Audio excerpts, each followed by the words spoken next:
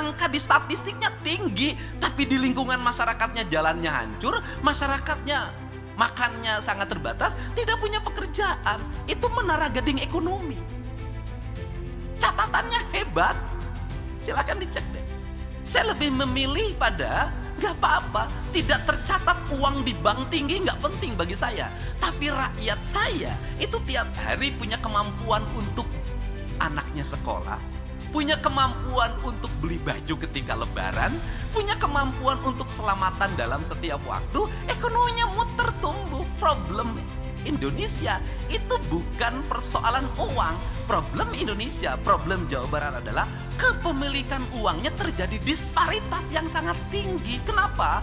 Uang yang terjadi disparitas hanya dipegang oleh beberapa orang, itu menyengsarakan orang lain. Kenapa? Rakyat kebagian inflasinya, rakyat kebagian kenaikan harganya, sedangkan dia yang menikmati banyak uangnya. Orang beli beras yang uangnya di dompetnya 2 miliar, sama harga berasnya dengan uang yang dia dapat 30.000 kuli ari di Bandung. Halo Sobat Jabar, bukan Dedi Mulyadi namanya kalau nggak bikin suasana Musrenbang jadi seru dan penuh kejutan. Di acara Musrenbang RKPD 2027, Gubernur Jawa Barat Kang Dedi Mulyadi atau KDM baru aja ngespil rencana masa depan Jawa Barat yang nggak cuma soal aspal, tapi soal isi dompet rakyat. Penasaran apa aja poin gokilnya? Yuk kita bedah singkat. Assalamualaikum warahmatullahi wabarakatuh. Pertama, KDM menegaskan kalau pembangunan infrastruktur itu kunci biar uang dari Jakarta nggak cuma mampir, tapi pulang kampung ke Jabar. Fokusnya jalur Puncak 2 dan konektivitas Sukabumi sampai Pangandaran. Tujuannya satu, biar warga yang tinggal di kaki gunung atau pinggir pantai punya akses ekonomi yang sama hebatnya sama orang kota. Selanjutnya, nah ini nih yang paling viral. KDM pengen hapus budaya gengsi tinggi tapi dompet tipis. Beliau nyaranin warga buat nikah di KUA aja yang bakal direnovasi jadi estetik kayak gedung mewah. Kenapa? Biar modal nikah mending dipakai buat cicil rumah daripada abis semalam buat pesta tapi besoknya dikejar-kejar Bang Emok. Keren banget solusinya kan? Solir manusia sehingga menjadi dia KDM juga nggak main-main soal pendidikan. Beliau curhat kalau Jabar lagi krisis guru karena banyak yang pensiun tapi nggak ada pengangkatan. Selain itu, beliau fokus ke perbaikan sanitasi. Katanya percuma dikasih obat kalau lingkungannya masih kotor. Sanitasi yang oke adalah kunci lawan kemiskinan dan penyakit. Intinya, KDM pengen Jawa Barat 2027 itu lembur diurus, kota ditata, Jawa Barat istimewa. Tapi itu baru kulitnya aja loh, masih banyak banget poin-poin pedas dan cerdas lainnya yang bakal bikin kalian melongo dengar pemikiran beliau. Penasaran sama detail lengkapnya? Jangan sampai kelewatan, tonton video pidatonya sampai habis karena tiap menitnya penuh daging dan inspirasi. Jangan lupa like, komen, dan share pendapat kalian tentang rencana KDM ini. Sampurasun! Nah, kekhalifahan itu dalam perspektifnya terbagi dua pandangan. Yang pertama, Barat mewujudkan khalifah manusia itu dengan alam itu berhadapan. Maka spiritnya eksploitasi, filsafatnya materialisme. Maka alam adalah alat pemuas manusia. Manusia akhirnya berbuat kerusakan. Pada akhirnya terjadi revolusi industri, dari revolusi industri terjadi kolonialisasi, dari kolonialisasi melahirkan kapitalisasi, dari kapitalisasi maka perang adalah alat untuk melakukan upaya hegemoni terhadap sumber daya alam dengan mengorbankan banyak manusia. Ini problem. Di sisi lain, Barat juga terpeleset pada filsafat tentang eksploitasi alam. Ini menarik, kita jangan terbodohi deh. Yang sekolahnya di luar negeri jangan bawa ajaran ke sini. Kenapa? Baratlah yang pertama melakukan revolusi industri. Dari revolusi industri melahirkan koloni. Dari koloni itulah terjadi perubahan-perubahan hutan. Dia berubah menjadi alat produksi, hutan itu menjadi sumber produksi, kemudian melahirkan industri. Setelah itu Barat menyadari kekeliruannya, dia mengembangkan pikiran lagi penentangan deforestasi. Padahal Sunda sebagai basic ajaran saya yang lahir di tanah ini sudah mengajarkan secara terbuka manusia alam itu satu kesatuan. Maka karena satu kesatuan kalimatnya sarendek, saigel, sabobot, sapihanean, kacai jadi salewi, kadarat jadi salogak. Apa itu artinya? Manusia sejati atau rawayan jati. Ketika dia berada di air, dia bagian dari air. Ketika dia di darat adalah bagian dari darat. Karena manusia itu komponennya tanah, air, udara, dan matahari. Orang Bali menyebutnya Trihite Karana dengan 4 warna. Tanah hitam, air putih, matahari atau hawanya kuning, merah, dan kemudian angin kuning. Mohon maaf tidak ada urusan dengan partai yang biru, nggak ada. Putih nggak ada. Nah ini sebenarnya, seluruh filsafat ini lama oleh kita ditinggalkan. Kita sibuk mengikuti pertumbuhan, kita sibuk mengejar angka-angka yang kadang semu. Tetapi angka yang tidak melahirkan keadilan, kita sibuk dengan grafik statistik itu untuk mengejar ketertinggalan itu. Tapi kita lupa bahwa seluruh lingkungan kita tidak disapa, seluruh lingkungan kita tidak diraba, seluruh lingkungan kita tidak menjadi bagian hidup kita. Maka yang terjadi adalah seluruh angka ini menjadi semu kamuflatif ditambah dengan budaya koruptif. Maka lahirlah alam seperti kita ini. Maka saya ucapkan terima kasih, ini sebuah kebahagiaan bagi saya. Pagi hari ini sepanjang sejarah di Jawa Barat pada saat ulang tahun gubernur senior yang bernama Bay. Gubernur senior hari ini ulang tahun, selamat. Kita bisa berkumpul dan yang paling menarik Sekjen Partai Demokrat saja hadir walaupun tidak ada dalam 4 warna itu. Terima kasih atas kehadirannya. Ada para anggota DPR RI saya lihat lengkap hari ini hadir. Ada saudara kandung saya Mulyadi, kan saya Dedi dia Mulyadi. Kemudian juga ada Teh Rike. Nah sebenarnya Teh Rike itu dalam sejarah tuh dia meninggal atau bunuh diri karena menjaga kehormatan dirinya dibubat, itu dalam riwayat ya, begitu. Tapi dia masih hidup menjadi reinkarnasinya, tetap mempertahankan kehormatan dan harga dirinya sebagai perempuan Sunda. Tepuk tangan dong.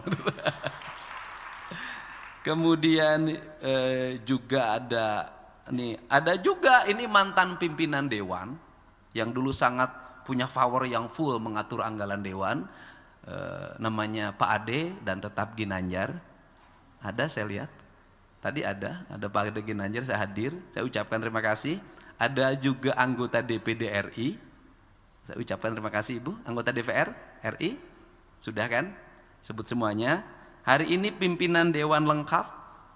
Ada Pak Iwan yang dari tadi cerita terus tentang ini lagu ini maknanya apa, tujuannya kemana, alamnya seperti apa. Setelah saya teliti ternyata Pak Iwan kayaknya turunan Sri Baduga karena tinggalnya di Bogor. Ada Pak Iswara, saya ucapkan terima kasih.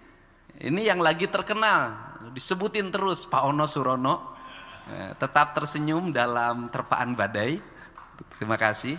Ada Pak Kiai, Pak Haji Asep, terima kasih juga. Pak Wakil Gubernur, saya ucapkan terima kasih.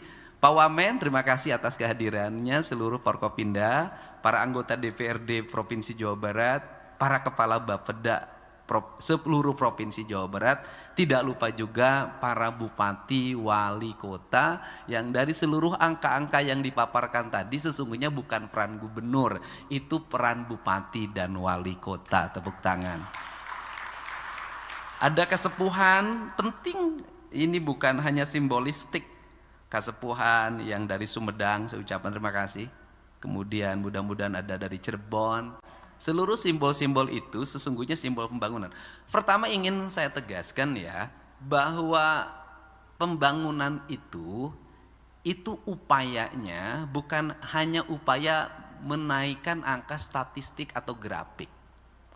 Tapi lebih dari itu, pembangunan itu adalah upaya kontemplatif. Karena upaya kontemplatif memang Jawa Barat ini kita jelaskan mengalami problem kultural. Problem kulturalnya di mana?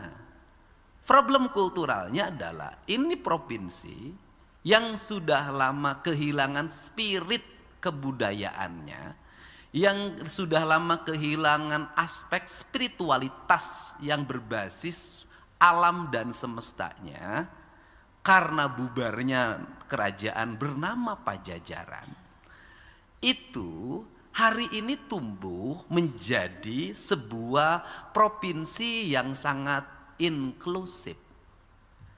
Provinsi inklusif itu ditandai dengan keterbukaan masyarakatnya. Keterbukaan masyarakatnya itu adalah keterbukaan dia membuka diri menjadi masyarakat terbuka yang bersedia hidup bersama siapapun. Itu. Sistem masyarakat terbuka yang hidup bersama siapapun tanpa basic ideologi kebudayaan yang kuat, maka dia akan tumbuh menjadi masyarakat yang berwarna dalam setiap masa. Apa yang disebut berwarna dalam setiap masa, maka dia terus mengalami perubahan dalam setiap waktu tanpa memiliki warna ideologi. Sehingga orang Jawa Barat itu dari sisi apapun dinamis. Dari sisi politik di Jawa Barat tidak pernah ada partai politik yang bisa lama menjadi pemenang. Dia berubah pada tahun berikutnya. Elektoralnya sangat tergantung pada apa? Pada dua hal. Nu kadele, nu kareng. Apa itu artinya? Apa yang terlihat dan apa yang terdengar. Kenapa masyarakat Jawa Barat sangat mudah berubah apa yang terlihat dan yang dengar? Karena dia tidak punya basic ideologi permanen. Dia berubah. Dalam bahasa Sundanya lempeh yuni. Apa itu artinya? Mudah sekali berubah. Nah, mudah sekali berubah ini sangat baik dari sisi aspek sebagai masyarakat dinamis yang berubah dalam setiap waktu. Manakala perubahannya menuju arah positif. Tetapi akan menjadi problem manakala perubahannya memiliki aspek yang bersifat konotasi negatif. Maka yang kedua adalah masyarakat yang berubah seperti ini cenderung terhegemoni. Dia bukan mempengaruhi tapi dipengaruhi. Saya berikan contoh. Orang Jawa Barat ketika ada di kampungnya, kemudian di situ ada pendatang yang menjadi tetangganya, itu bukan pendatangnya yang mengikuti gaya orang yang tinggal di sana sudah lama menjadi pribuminya, tetapi sang pribumi mengikuti gaya pendatangnya. Nah, ini menimbulkan apa? Menimbulkan sebuah problematika lingkungan yang setiap daerah itu tumbuh nyaris tanpa identitas. Daerah yang tumbuh tanpa identitas kemudian disempurnakan dengan tata ruang yang tidak memiliki basic ideologi. Nah, tata ruang yang tidak memiliki basic ideologi itu sebenarnya ideologi tata ruang di Jawa Barat itu ada di Sangyang Siksa Kandang yang sekarang seluruh naskahnya ada di Inggris. Dan saya sekarang lagi menyusun naskah baru, naskah lama sudah selesai. Nah, seluruh naskah itu sebenarnya rujukan pembangunan kita. Nah, rujukan pembangunan kita ini kalah oleh siapa? Oleh orang yang seringkali belajar keluar, meraba-raba sistematika berpikir pembangunan di luar diterapkan di kita. Sifatnya impor, bukan adaptif. Karena sifatnya impor bukan adaptif, itu nanti lahir dalam kebijakan pembangunan yang tersentral dari pusat ke daerah itu. Apa yang terjadi adalah problem Indonesia adalah ganti kebijakan dalam setiap waktu. Ganti hardware, ganti software dalam setiap waktu. Akhirnya apa? Akhirnya kita harus jujur, yang menjadi penyangga utama kita sehingga masyarakat Jawa Barat hari ini masih kokoh di tengah tekanan fiskal, hari ini masih kokoh di tengah tekanan energi, itu apa? Kita masih punya basic tradisional yang itu menjadi penunjang daya tahan masyarakat. Apa itu? Kita masih punya sumber daya air yang free, yang bisa dinikmati oleh masyarakat, sehingga masyarakat Jawa Barat tidak semuanya bergantung pada air pipa paralon atau air pump. Kita juga masih punya sumber daya air yang memadai sehingga masyarakat Jawa Barat tidak tergantung pada air galon. Kita masih memiliki sumber daya air yang memiliki implikasi terhadap ketersediaan keanekaragaman pangan. Baik pangan yang dikelola berdasarkan sistem pembangunan pertanian modern maupun sistem pangan yang tradisional, sehingga sumber-sumber pangannya masih tersedia secara luas di masyarakat. Yang ketiga, kita masih punya transaksi tradisional di mana masyarakat tradisional masih hidup di pasar-pasar pedesaan, di mana aspek yang bersifat komunikasi dan barang-barang yang tidak memiliki standar masih bisa dijual di pasar.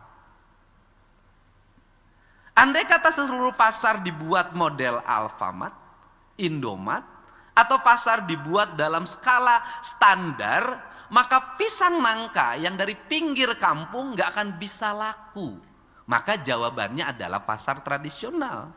Maka nangka yang disebut gori tidak akan bisa terjual. Maka jawabannya adalah pasar tradisional. Nah, kalau sudah seperti ini, maka dalam pandangan saya, ekonomi digital oke untuk menunjang sebuah kemajuan peradaban, tapi ekonomi tradisional harus dijaga. Kenapa? Bedanya Jerman dengan kita, bedanya Eropa dengan kita, bedanya Amerika dengan kita satu hal. Di Jerman, di Eropa, di Amerika, di Timur Tengah, negara mengatur siklus manusia. Dari mulai urusan makan sampai urusan tidur. Negara mengatur penyiapan air, negara mengatur penyiapan gas, negara mengatur penyiapan pangan, negara mengatur apartemen, negara mengatur semua. Maka satu ada problem mereka adalah ketika negara mengalami problem pemerintahan dan politiknya, rakyatnya bisa kelaparan. Kenapa? Karena siklusnya sangat tergantung pada negara. Indonesia, mohon maaf, pemerintah tidak mengatur semua hal. Ada rakyat kita bisa mengatur dirinya sendiri. Rakyat kita tidak semuanya mendapatkan subsidi beras. Rakyat kita tidak semuanya mendapatkan subsidi gas. Rakyat kita tidak semuanya mendapatkan subsidi pendidikan. Rakyat kita tidak semuanya mendapatkan fasilitas jalan yang baik, tetapi mereka masih bisa survive dalam perkembangan setiap waktu. Tesis ini kenapa saya omongkan?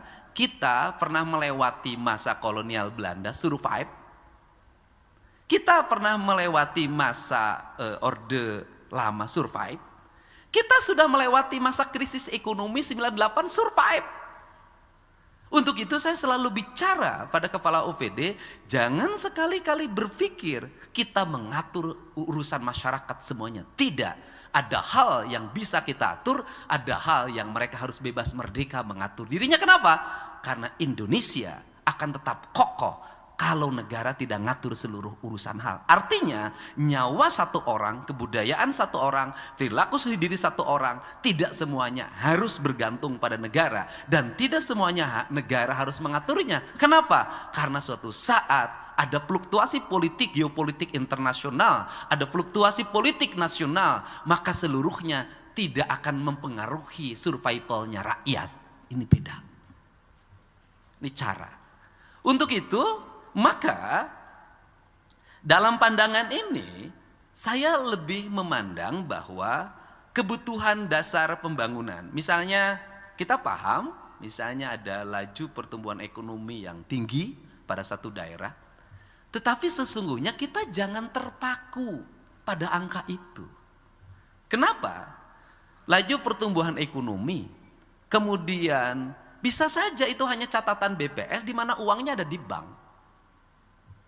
Bisa saja satu daerah, dia misalnya pertumbuhannya tinggi karena apa? Produksi nikelnya tinggi, produksi batu baranya tinggi, tetapi nikel dan batu baranya dikerjakan oleh pengusaha yang tinggal di Jakarta, Pegawainya juga bukan orang sana, tapi dari berbagai tempat termasuk dari luar negeri. Kemudian mereka tinggal pada sebuah koloni. Dari koloni itu menghasilkan uang triliunan dalam setiap bulan, masuk ke bank, banknya parkir di bank kita, kemudian pergi lagi ke bank asing. Angka di statistiknya tinggi, tapi di lingkungan masyarakatnya jalannya hancur, masyarakatnya makannya sangat terbatas, tidak punya pekerjaan. Itu menara gading ekonomi.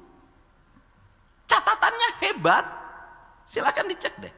Saya lebih memilih pada nggak apa-apa, tidak tercatat uang di bank tinggi nggak penting bagi saya. Tapi rakyat saya itu tiap hari punya kemampuan untuk anaknya sekolah, punya kemampuan untuk beli baju ketika lebaran, punya kemampuan untuk selamatan dalam setiap waktu, ekonominya muter tumbuh. Problem Indonesia itu bukan persoalan uang. Problem Indonesia, problem Jawa Barat adalah kepemilikan uangnya terjadi disparitas yang sangat tinggi. Kenapa? Uang yang terjadi disparitas hanya dipegang oleh beberapa orang, itu menyengsarakan orang lain. Kenapa? Rakyat kebagian inflasinya, rakyat kebagian kenaikan harganya, sedangkan dia yang menikmati banyak uangnya. Orang beli beras yang uangnya di dompetnya 2 miliar, sama harga berasnya dengan uang yang dia dapat 30.000 kuli ari di Bandung. Maka APBD dalam catatan saya adalah harus terdistribusi uangnya secara merata dan menjangkau daerah-daerah yang tidak terjangkau oleh industrialisasi. Di Bekasi upahnya sudah hampir 6 juta. Perputaran uangnya tinggi. Tapi angka di Bekasi jangan diperbandingkan dengan di Kuningan, di kaki Gunung Ciremai. Kenapa? Orang Bekasi di daerah industri uangnya tinggi, tetapi seluruh kebutuhannya harus beli. Rumahnya masih harus bayar kontrakan, airnya air galon, ke sekolahnya harus pakai bahan bakar, kemudian harus ada jajannya. Setiap hari harus uang. Tetapi orang Kuningan yang di kaki Gunung Ciremai, rumahnya dari bilik, yang penting listriknya nyala, airnya mengalir jernih tidak bayar, kemudian dia setiap hari bisa mendapatkan ikan di sungai tidak bayar, kemudian bisa mendapatkan daun-daunan di sekitar rumahnya tidak bayar, dia bisa mendapatkan beras dari hasil, bagi hasil dengan yang punya sawah tidak bayar. Maka angkanya adalah bukan angka kemiskinan menurut saya, adalah angkanya angka kesejahteraan. Kita bandingkan, sejahtera mana yang tinggal di kaki Gunung Ciremai, yang tinggal di kaki Gunung Wayang misalnya, yang tinggal di kaki gunung di wilayah Ciamis, 1 bulan 1,5 juta, dengan yang kerja menjadi karyawan perusahaan di Bekasi 6 juta. Saya taruhan masih sejahtera yang 1,5 juta.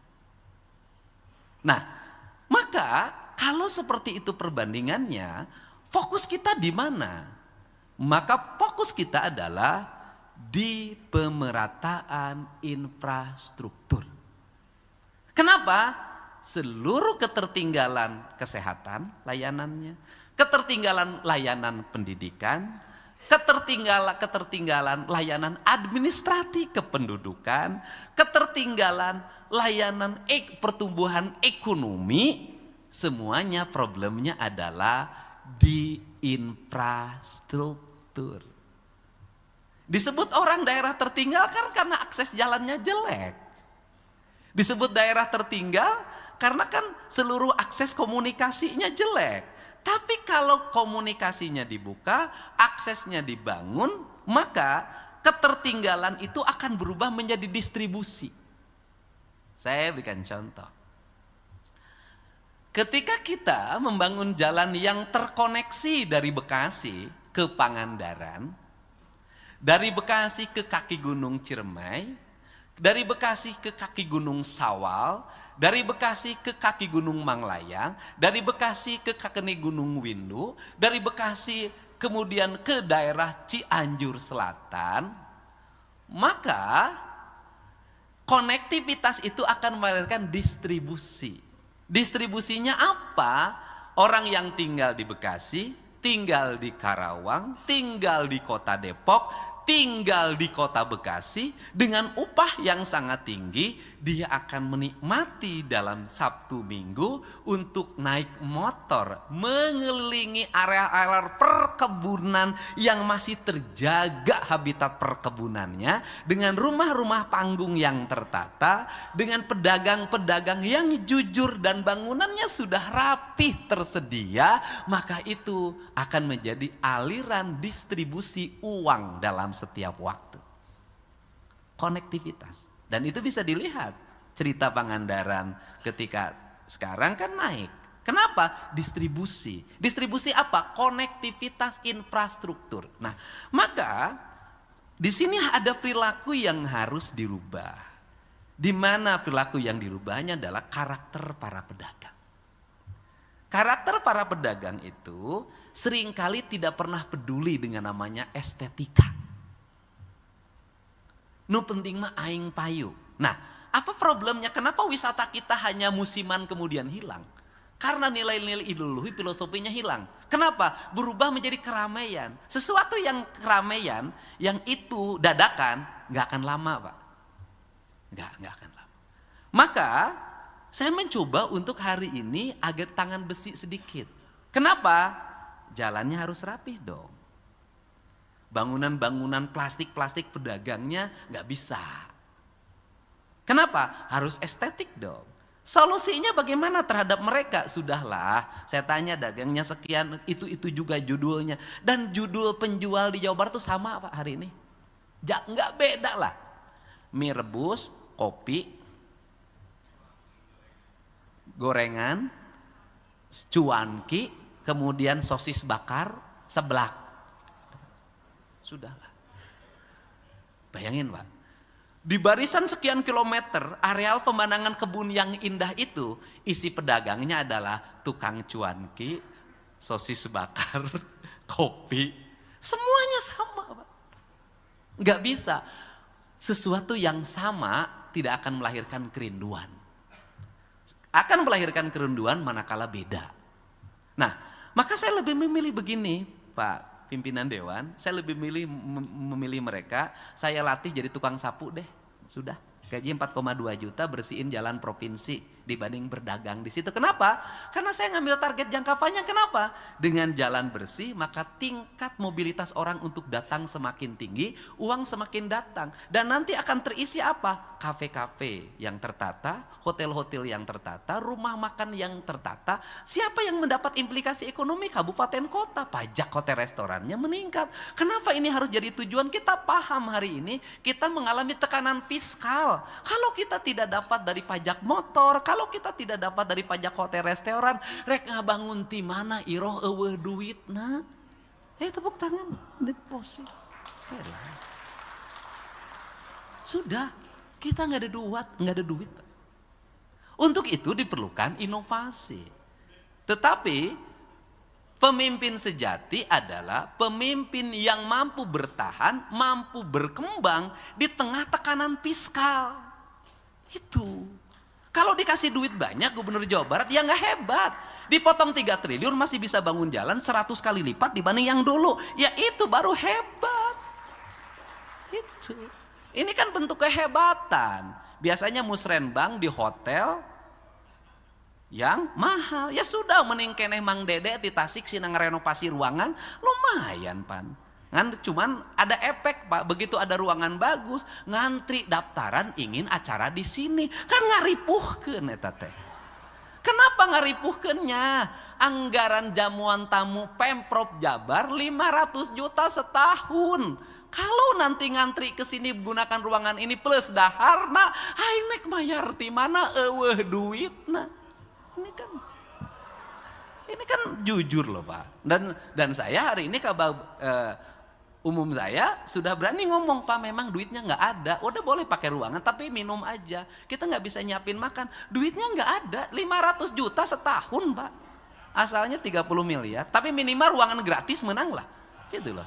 Tapi bekal mau sorangan sih ya.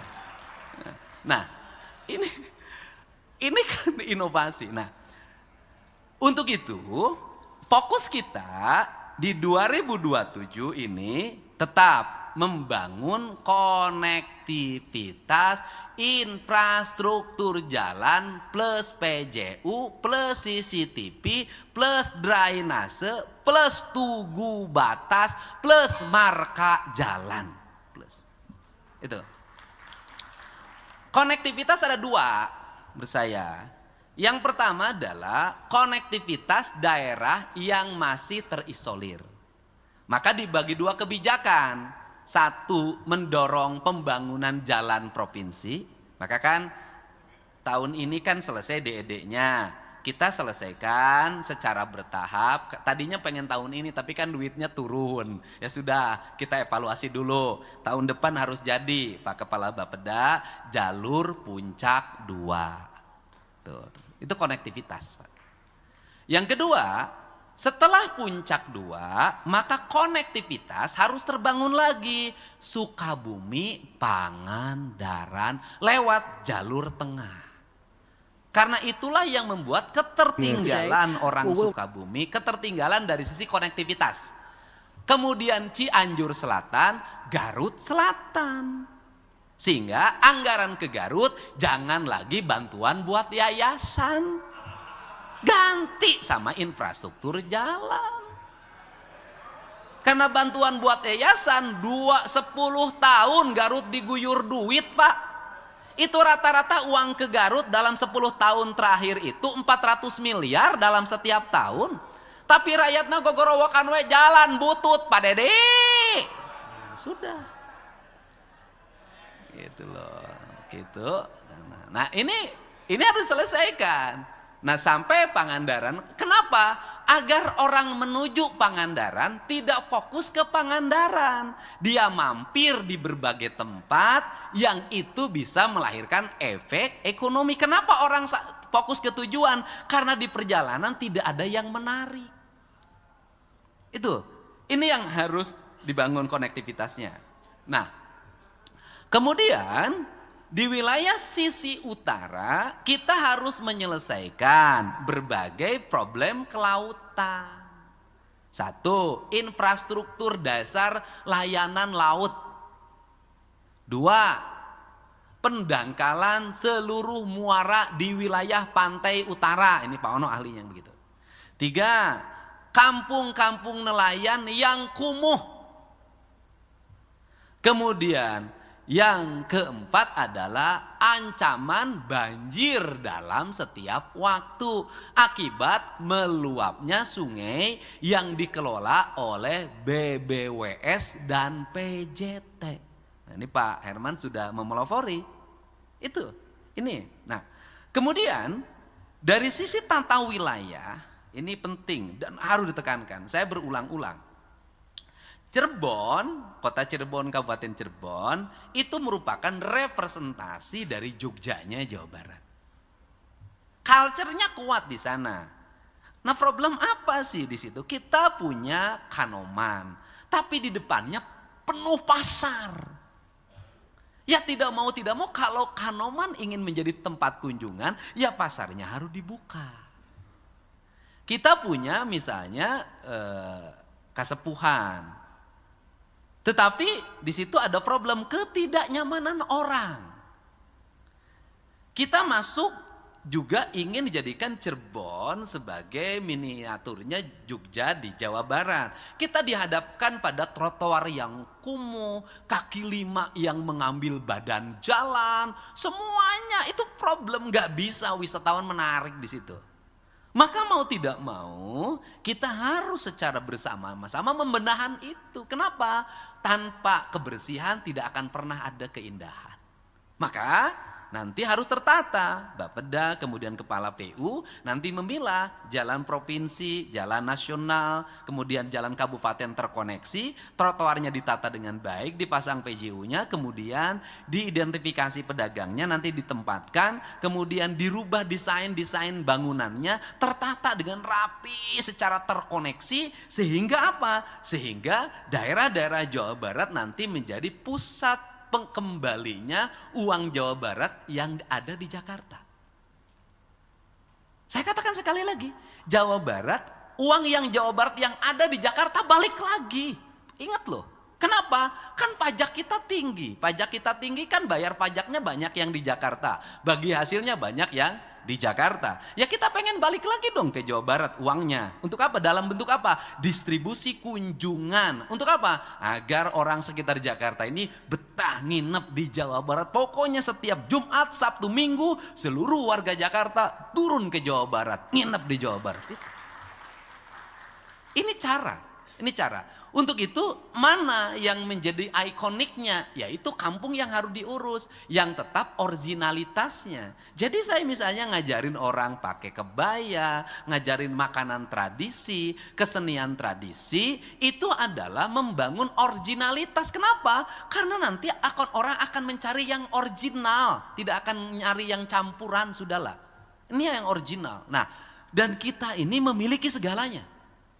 Kita punya hamparan laut utara dan selatan, kita punya hamparan kebun teh. Nah, di sini nanti ada koreksi.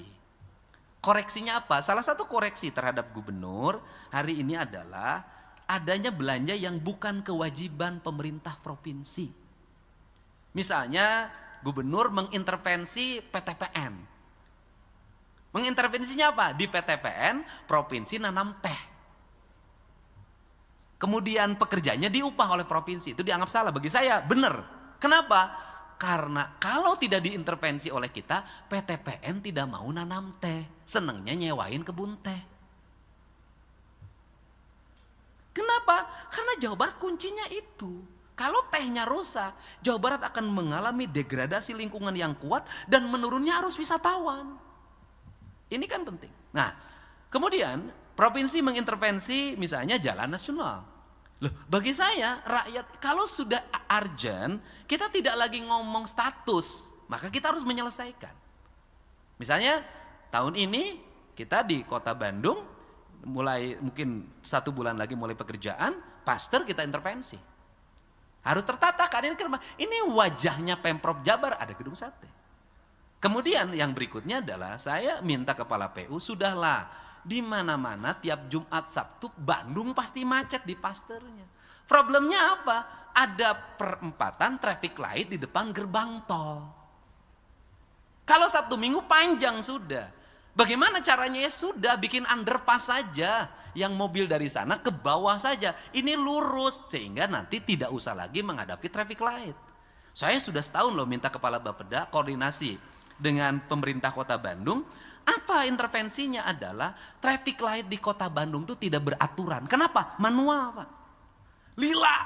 Karena maju geus eureuneuy eta traffic light Kota Bandung. Ini pusat kota, Pak. Segera konektivitas ini kadang-kadang ada kota yang aneh. Mobil hiji make lampu merah. Justru lampu merah menjadi penghambat. Saya waktu jadi Bupati Purwakarta, itu pernah pengen gagah pakai traffic light, macet. Maka begitu di Pareman lancar. Nah, jadi saya juga mohon pada kota-kota yang kecil, yang mobilitas mobilnya kecil, nggak usah pakai traffic light, Pak. Orang pernah berkunjung hiji kota mobil orang sorangan, cicing, mobil lagi. Karena itu tujuannya pengaturan. Nah, ini harus terkoneksi sehingga, nah ini pada postur belanja. Sehingga postur belanjanya, ini teknis yang ngomong. APBD provinsi harus terkoneksi dengan APBD kabupaten spiritnya. Sehingga ketentuannya adalah, ini sudah sama-sama prihatin. Udah deh Bupati Wali Kota Sarua jeung Gubernur Sarua prihatin nangis lah ulang ngomongkeun, Pak anggaranna kurang Sarua. Bagaimana? Sudah ketentuan pajak kendaraan bermotor menjadi target kita. Maka ketaatan Bupati Wali Kota pada menganggarkan 7,5% anggaran belanja daerahnya untuk kepentingan infrastruktur jalan adalah sebuah keharusan. Kalau tidak 7,5%, nanti juga saya pertimbangkan jalannya sudah mantap belum. Nanti kalau yang belum, yang sudah berarti ada untuk tambahannya trotoarnya, haltenya, lampu PJU kabupatennya, tamannya, drainasenya, pemasangan CCTV-nya. Nah, itu terkoneksikan. Ini penting, harus. Kalau enggak 7,5%, maka saya tidak akan menandatangani rekomendasi RAPBD.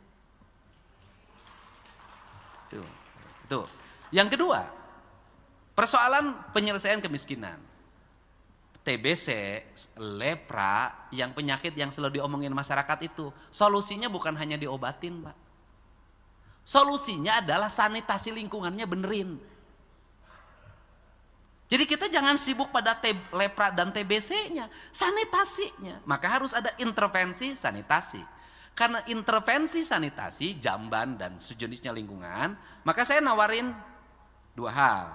Pemprov Jabar di APBD 2027 nanti minta Kepala Bapenda itu meminta kita nyiapin gini aja, bareng sama kabupaten deh bikin rumahnya, kalau 20 nggak kesana nggak kemari Pak, udah 40. Sudah, Pemprov Jabar 20, kabupaten kota 20, bareng. Intervensi rumahnya, bareng satu rumah oleh dua kebijakan. Saya tahu ada kepentingan politiknya, nggak ada masalah, soklah foto gubernur mah tong dipasang, foto bupati wali kota we pasang pek, tong disebutkan bantuan di provinsi, nggak penting bagi saya. Yang penting rakyat saya punya rumah dengan baik. Itu. Nah, kemudian kita ini ingin mempercepat pendidikan. Karena ingin mempercepat pendidikan, maka tahapannya dua dilakukan oleh kita, yang SMA dan SMK ini, yaitu WSB. Yang kedua, rehabilitasi RKB. Tapi Pak Kepala Bappenas, Pak Wamen, ada problem Pak. Problemnya apa? Pengangkatan guru itu tidak pernah dilakukan. Guru yang pensiun dalam setiap waktu. Jadi kita ini harus fokus pendidikan kita ini hari ini fokus pada apa? Ketersediaan guru di sekolah itu yang menjadi ancaman 5 tahun ke depan. Kita akan mengalami kekurangan guru. Karena apa? Selama ini kita tidak konsisten melakukan rekrutmen guru terhadap guru yang pensiun. Ini problem. Nah, pemerintah provinsi bisa ngangkat? Bisa Pak. 50.000 juga bisa. Tapi kalau provinsi ngangkat juga, maka terjadi degradasi. Kalau ditetapin 30% anggaran belanja rutinnya, bisa 60% Pak. Kan ini problem kita, tidak melihat apa yang menjadi kebutuhan dasar masyarakat. Kebutuhan dasarnya adalah ketersediaan ruang kelas, ketersediaan guru, dan ketersediaan sekolah, serta rasio murid dan guru, serta rasio murid dan sekolah. Ini kita. Konektivitas ini yang harus segera dibangun. Nah, untuk itu kalau provinsi hari ini dua hal.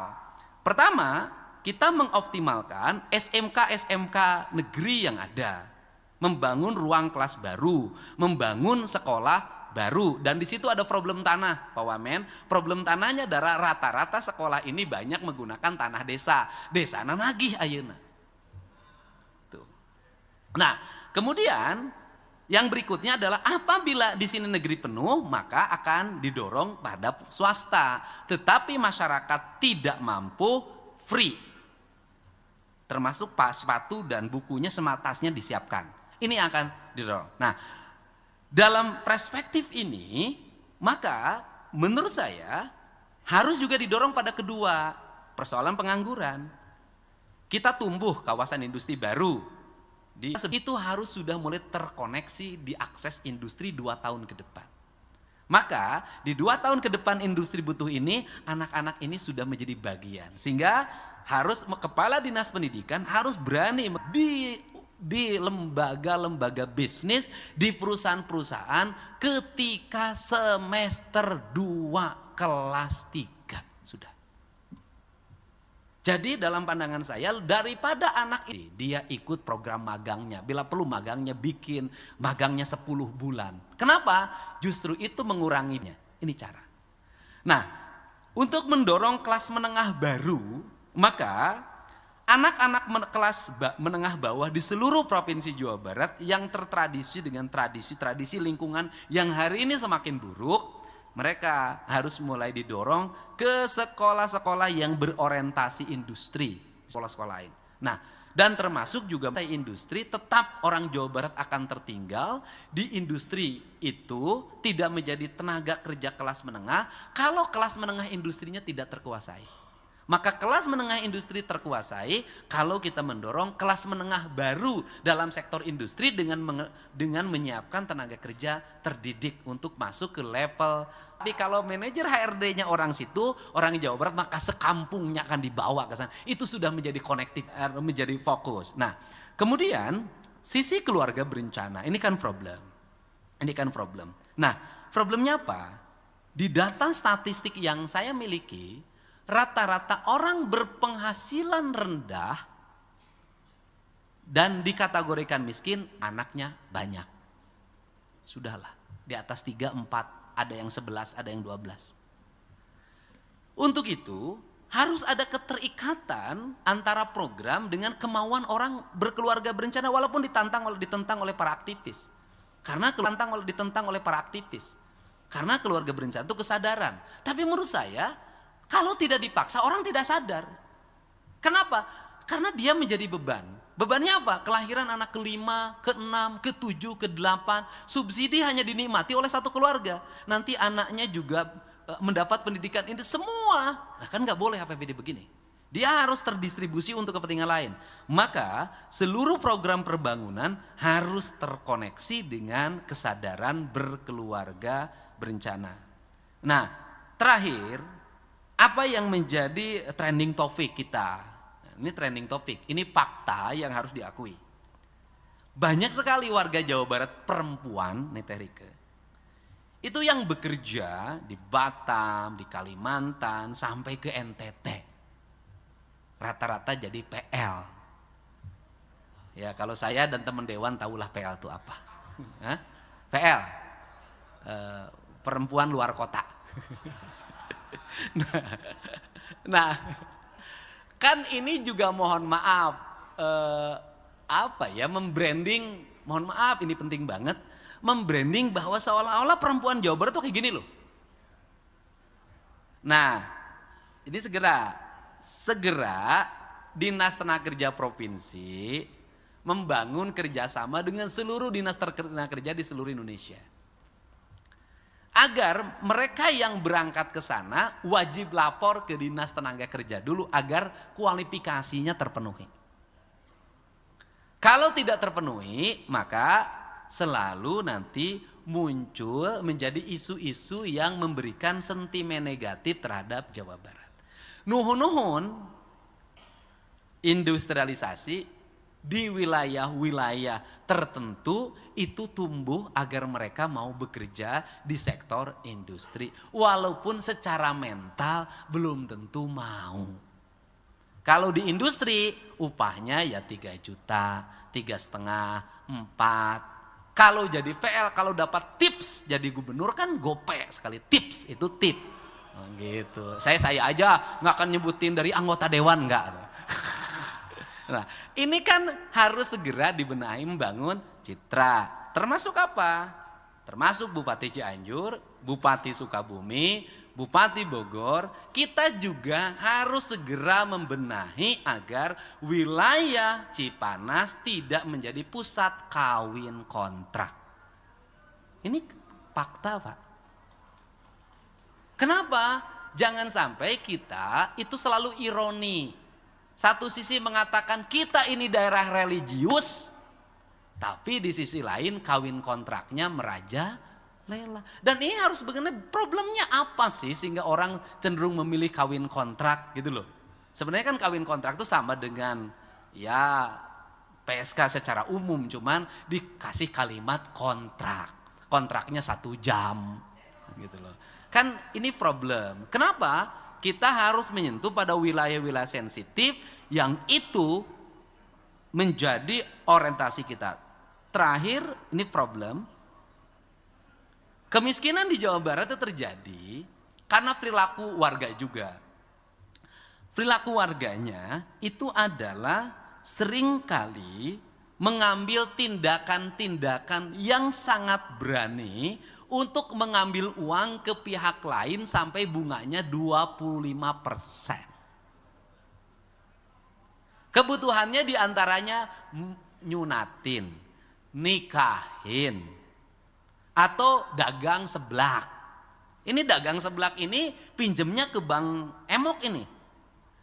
kemudian dagang mie rebus, kemudian dagang sosis bakar. Ini riset yang saya lakukan. Nah, ini harus ada penyelesaian oleh kita bersama. Tetapi di sini ada problem, Pak Wamen Bappenas. Problemnya apa? Problemnya warga kita ini kalau dikasih pinjaman pemerintah 0% nggak mau bayar. Tapi kalau dikasih rentenir 25% bayar. Ini Pak. Apakah nanti kita misalnya sudahlah nggak usah lagi bunga, udah bantuan aja 500 ribuan. Nanti kita identifikasi. Nah itu saya. Kemudian saya sih ngajak hari ini, bahkan saya mau jadikan dalam bentuk ajakan. Surat edarannya ajakan. Ajakan boleh dong gubernur yang ngajak. Pernikahan menjadi pintu gerbang utama orang untuk meningkatkan kesejahteraan. Tapi pada level masyarakat menengah ke bawah, menurut saya ke depan izin pernikahan atau rekes atau izin rame-rame, Pak Wamendagri sangat paham terhadap ini, itu harus ada komponen yang nanti diisi formulir bagi mereka yang mengajukan izin. Hajatnya, uangnya dari mana? Kalau di situ menyatakan hajatnya uangnya gade sawah, pinjam uang, maka jangan diberikan izin, disarankan saja menikah di kantor KUA saja. Dan saya sudah telepon tadi Kanwil Kemenag, sudah saya ngajak pada semua anggota DPRD Provinsi Jawa Barat, setiap KUA nanti kita renovasi, siapkan satu ruangan akad nikah. Siapa tahu saya yang pertama mengisinya. Nah, di ruangan itu bikinlah kayak gini. Terus kemudian nanti disiapkanlah kursi pengantin. Ya cukup satu kali beli dan siapa orang bisa menggunakannya. Bila perlu di ruangan itu nanti kita siapkan pinjam baju pengantin. Yang tidak boleh dipinjamkan pengantinnya, bajunya boleh. Kita siapkan. Untuk apa? Untuk mendorong agar star dia menikah tidak dibebani oleh utang orang tuanya dan utang calon pengantinnya. Untuk apa? Dorong lebih baik pada mereka untuk lebih baik mencicil rumah dibanding membuat pesta jadi raja satu malam tapi sengsara sepanjang masa.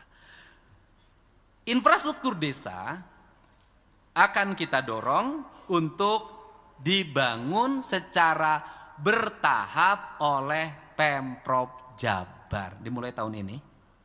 Maka kita akan melakukan secara berjenjang pada desa-desa yang mengalami keterisoliran. Maka hitungan saya 2027, 2028, 2029 seluruh daerah desa terisolir di Jawa Barat, infrastrukturnya buruk akan selesai, jalannya berbeton, berdrainase dan ber-PJU secara merata di seluruh provinsi Jawa Barat. Ini yang konektivitas ini yang akan dibangun. Kalau sudah seperti itu maka 5 tahun memimpin ini kita bisa menyelesaikan berbagai mimpi yang biasanya kalau pakai SOP normal itu dicapainya 50 tahun. Tapi ini kita akan capai dalam waktu 5 tahun dengan spirit kajen teuing perih nu penting mah menang perah heureut nenden. Itu ini prinsip saeutik mahi loba nyesa. Ini prinsip-prinsip dasar yang dibuat. Untuk itu saya mengucapkan terima kasih. Ini gambaran besar pembangunan. Kita fokus pada layanan dasar pemerintah Provinsi Jawa Barat. Kita fokus pada pembangunan yang memiliki spirit pemerataan. Kita fokus pembangunan yang berspirit pada kualitas, memiliki nilai ideologi, memiliki nilai histori, memiliki nilai filosofi, dan memiliki nilai teknokrasi. Dan pesan saya buat Pak Sekda dan teman-teman, kalau berkomunikasi dengan masyarakat, gunakan bahasa yang sederhana. Misalnya, Pemda Jawa Barat akan memperluas halaman gedung sate. Jadi pengumumannya adalah akan dibangun plaza. Sehingga di masyarakat, tadi gedung sate dibangun plaza. Atuh kahalangan cenah. Pan moal geus loba kunaon ngabangun plaza di dinya. Nah, karena pemahaman masyarakat kalau plaza itu adalah bangunan. Cukup saja halaman gedung sate akan diperluas sehingga nanti gazebo dan halaman gedung sate menjadi satu kesatuan yang tidak terpisah. Dan kemudian jalan di Ponorogonya tidak akan lurus tapi melingkar ke arah ujung utara mengambil sebagian tanah gazebo. Jadi luasan jalan di Ponorogo nanti mengambil seluas tanah gazebo di ujung. Kalau ada orang yang mengatakan bahwa ini menyalahi tata kota, kalau mau konsisten, yang salah dalam tata kota dan melanggar undang-undang yang mengatur tentang kepurbakalaan atau gedung-gedung yang memiliki nilai heritage bahkan nilai keamanan, justru Hotel Pullman yang salah. Ya, tepuk tangan, itu salah. Kesalahan terbesar. Kenapa? Di depan gedung sate ada bangunan hotel yang tingginya melebihi gedung sate. Dari sisi keamanan, gedung sate bukan gedung lagi yang aman. Kenapa? Sniper ada di Pullman membidik ke arah gedung sate. Itu sangat mudah. Sehingga saya lebih memilih tinggal di rumah saja daripada di gedung sate. Tidak aman itu. Ya sudahlah. Nah, jadi biar nembaknya, kalau Pak Erwan ditembak dia kebal peluru dijaga oleh Piking. Nah, jadi sebenarnya jujurlah di kita ini termasuk ini Pak, Gedung Pakuan. Gedung Pakuan juga salah. Itu di depannya ada hotel yang lebih tinggi dari Gedung Pakuan. Jadi kita ini kalau ngomong pertanyaannya baheula nu jelas salah di Arantep. Itu problem kita gitu loh. Itu salah Pak. Sok mau ngomong dengan siapapun, salah itu Pak. Gitu. Dan yang paling menarik, Pullman itu dibangun di atas tanah Pemda Jawa Barat. Itulah anehnya kita. Padahal sekolah doktorna loba. Nah, ini yang dibangun. Untuk itu saya ucapkan terima kasih. Mudah-mudahan ini menjadi spirit kita semua. Saya ucap terima kasih kehadirannya. Terima kasih pada jajaran pimpinan DPRD Provinsi Jawa Barat yang support terhadap seluruh gerakan pembangunan Jawa Barat. Dengan ucapkan bismillahirrahmanirrahim, pembangunan di Jawa Barat harus terus melaju, lembur diurus, kota ditata, Jawa Barat istimewa. Wallahu muwaffiq ila aqwamit thoriq. Assalamualaikum warahmatullahi wabarakatuh. Sampurasun.